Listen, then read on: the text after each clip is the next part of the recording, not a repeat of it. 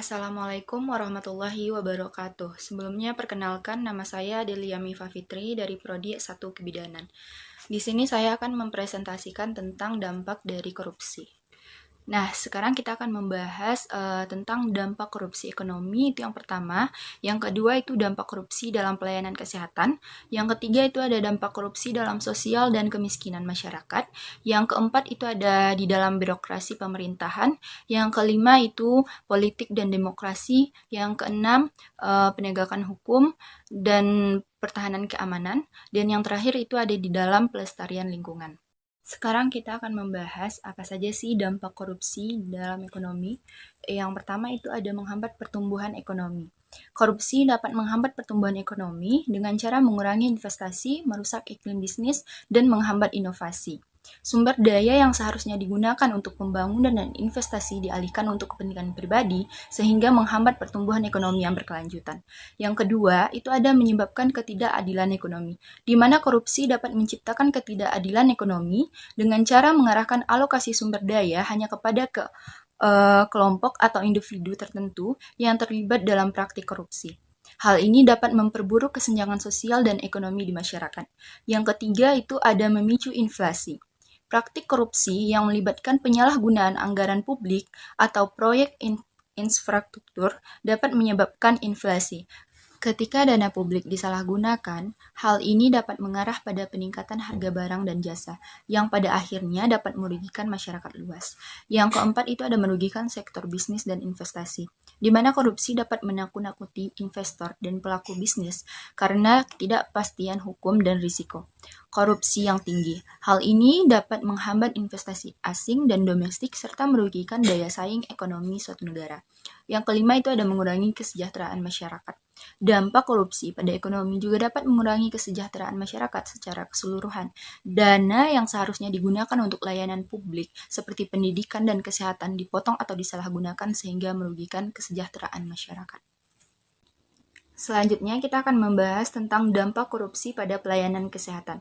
Yang pertama itu ada menurunkan kualitas layanan, di mana korupsi dapat menyebabkan penurunan kualitas layanan kesehatan karena anggaran yang seharusnya digunakan untuk memperbaiki fasilitas kesehatan, membeli obat-obatan, atau meningkatkan kapasitas tenaga medis malah disalahgunakan. Akibatnya, fasilitas kesehatan mungkin tidak terawat dengan baik, obat-obatan mungkin palsu atau kadaluarsa, dan pelayanan medis mungkin tidak optimal. Yang kedua itu ada meningkatnya biaya pelayanan, di mana korupsi dalam pelayanan kesehatan dapat menyebabkan peningkatan biaya pelayanan karena adanya pungutan liar atau pungli, atau suap yang harusnya dibayarkan oleh pasien untuk mendapatkan perawatan yang seharusnya gratis atau terjangkau. Hal ini dapat menghasilkan akses terhadap pelayanan kesehatan menjadi sulit bagi masyarakat yang kurang mampu. Yang ketiga itu ada menurunkan kepercayaan masyarakat, di mana korupsi dalam pelayanan kesehatan juga dapat menurunkan kepercayaan masyarakat terhadap sistem kesehatan dan tenaga medis. Pasien mungkin merasa tidak aman atau tidak percaya terhadap diagnosis dan perawatan yang diberikan karena adanya dugaan praktik korupsi. Yang keempat itu ada mengancam nyawa masyarakat. Dampak paling serius dari korupsi dalam pelayanan kesehatan adalah mengancam nyawa masyarakat. Ketika anggaran kesehatan disalahgunakan atau dialihkan untuk kepentingan pribadi, hal ini dapat menyebabkan ketidaktersediaan obat-obatan, fasilitas medis yang buruk, atau kurangnya peningkatan kualitas layanan yang pada akhirnya dapat berujung pada risiko kesehatan dan kehilangan nyawa. Yang kelima, itu ada menghambat akses pelayanan kesehatan, di mana korupsi juga dapat menghambat akses masyarakat terhadap pelayanan kesehatan yang berkualitas.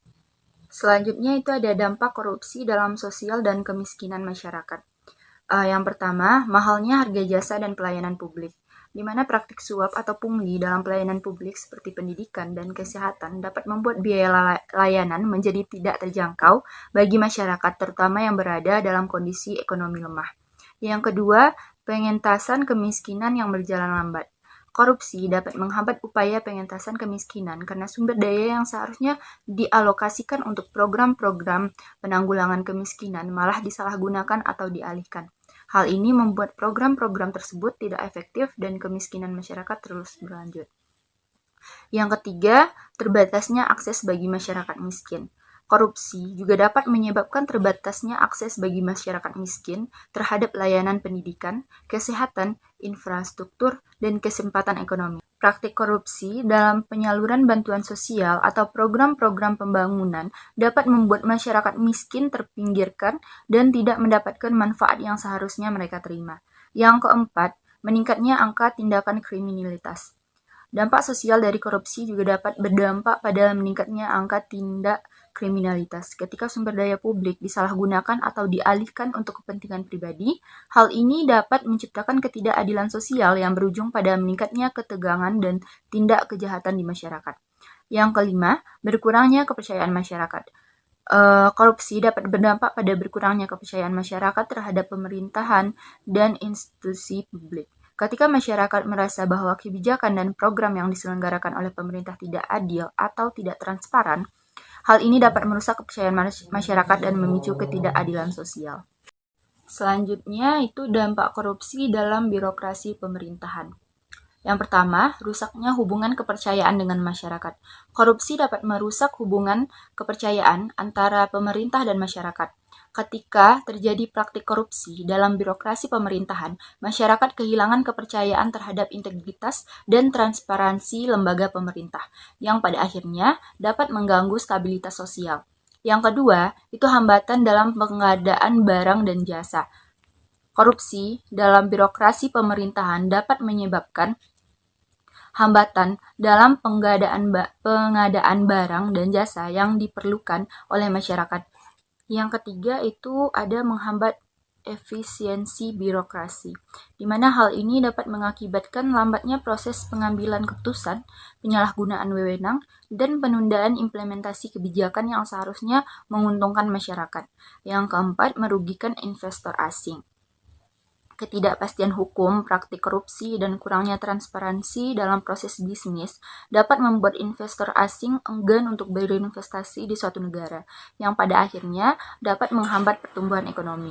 Yang terakhir itu melemahkan otoritas pemerintahan.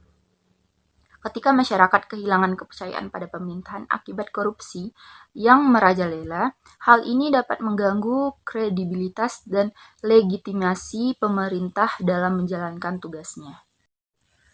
Yang selanjutnya itu ada dampak korupsi dalam politik dan demokrasi. Yang pertama, merusak integritas sistem politik, di mana praktik korupsi dapat mengakibatkan ketidakadilan politik, di mana kepentingan pribadi atau kelompok tertentu lebih diutamakan daripada kepentingan publik. Yang kedua, itu ada menghambat pembangunan demokrasi. Hal ini dapat mengancam prinsip-prinsip demokrasi yang sehat. Yang ketiga itu meningkatkan ketidakadilan sosial, di mana praktik korupsi membuat kekayaan dan kekuasaan terkonsentrasi pada kelompok yang korup, sementara masyarakat yang kurang mampu terpinggirkan dan tidak mendapatkan manfaat yang seharusnya. 4. Itu menyebabkan ketidakstabilan politik.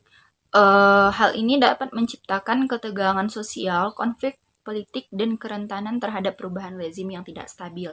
Yang kelima itu menghambat pertumbuhan ekonomi. Di mana korupsi dalam politik dan demokrasi juga dapat menghambat pertumbuhan ekonomi dengan cara mengganggu investasi, merusak iklim bisnis, dan menciptakan ketidakpastian politik. Praktik korupsi merugikan stabilitas ekonomi suatu negara dan menghalangi pembangunan ekonomi yang berkelanjutan. Yang akan kita bahas selanjutnya itu ada dampak korupsi dalam penegakan hukum. Yang pertama, merosotnya kepatuhan hukum. Ketika aparat penegak hukum terlibat dalam praktik korupsi, keadilan dapat terancam, pelanggaran hukum bisa lolos dari hukuman, dan ketidakadilan bisa merajalela. Yang kedua, menurunkan kredibilitas dan integritas penegak hukum. Korupsi merusak kredibilitas dan integritas lembaga penegak hukum. Ketika aparat penegak hukum terlibat dalam korupsi, kepercayaan masyarakat terhadap keadilan dan keberlanjutan sistem hukum dapat terkikis. Yang ketiga itu ada menghambat pemberantasan kejahatan, di mana ketika aparat penegak hukum korup, mereka dapat menjadi bagian dari jaringan kejahatan, memberikan perlindungan kepada pelaku kejahatan, atau menyalahgunakan kekuasaan untuk keuntungan pribadi. Yang keempat, menyulitkan proses peradilan. Suap atau manipulasi dalam sistem peradilan dapat mengakibatkan putusan yang tidak adil dan merugikan pihak yang seharusnya mendapatkan keadilan. Yang kelima, mengancam hak asasi manusia. Pelanggaran hak asasi manusia seperti penahanan yang tidak sah, penyiksaan, atau diskriminasi dapat terjadi ketika penegakan hukum dipengaruhi oleh praktik korupsi. Selanjutnya yaitu dampak korupsi dalam pertahanan keamanan. Yang pertama, melemahkan ketahanan negara. Praktik korupsi seperti suap atau manipulasi dalam pengadaan alutsista atau alat utama sistem persenjataan dapat mengakibatkan ketidakmampuan untuk melindungi negara dari ancaman eksternal dan internal. Yang kedua, menurunkan kualitas peralatan militer. Hal ini dapat mengancam kehandalan dan efektivitas pertahanan negara dalam menghadapi ancaman. Yang ketiga, meningkatkan risiko keamanan. Ketika anggaran pertahanan disalahgunakan atau dialihkan untuk kepentingan pribadi, hal ini dapat menyebabkan kerentanan terhadap serangan teroris, konflik bersenjata, atau ancaman lainnya. Yang keempat itu memperburuk hubungan internasional. Ketidaktransparan dan korupsi dalam hubungan internasional terkait pertahanan dapat merusak reputasi negara dan mengganggu kerjasama strategis dengan negara lain. Yang kelima, menghambat modernisasi pertahanan. Praktik korupsi dapat menghambat upaya untuk meningkatkan kemampuan pertahanan dan menghadapi ancaman yang berkembang. Baiklah, kita akan masuk kepada pembahasan yang terakhir, yaitu tentang dampak korupsi dalam pelestarian lingkungan. Apa saja sih? Yang pertama itu ada deforestasi dan kerusakan lingkungan. Korupsi dapat mempercepat deforestasi dan kerusakan lingkungan. Praktik korupsi seperti illegal logging atau penebangan liar dapat merusak hutan dan ekosistem alam, mengancam keberlanjutan sumber daya alam, dan mengganggu keseimbangan ekologis. Yang kedua, itu ada kerusakan ekosistem laut, di mana korupsi juga dapat menyebabkan kerusakan ekosistem laut. Praktik korupsi dalam sektor perikanan seperti illegal fishing atau penangkapan ikan ilegal dapat merusak keanekaragaman hayati laut, mengancam spesies terancam punah, dan merusak ekosistem laut yang rapuh. Yang ketiga itu ada pencemaran lingkungan. Praktik korupsi yang melibatkan perusahaan-perusahaan yang tidak mematuhi standar lingkungan dan menyebabkan pencemaran air, udara, dan tanah yang berdampak negatif pada kesehatan manusia dan ekosistem. Yang keempat, hilangnya habitat satwa liar. Illegal logging, illegal mining, dan praktik korupsi lainnya dapat menghilangkan habitat alami satwa liar, mengancam kelangsungan hidup spesies-spesies langka dan unik. Yang terakhir, kerugian ekonomi dan sosial. Kerusakan lingkungan dapat mengganggu mata pencarian masyarakat lokal yang bergantung pada sumber daya alam, serta menimbulkan biaya restorasi lingkungan yang tinggi bagi pemerintah. Sekian yang dapat saya sampaikan pada presentasi saya kali ini. Sekian, terima kasih. Assalamualaikum warahmatullahi wabarakatuh.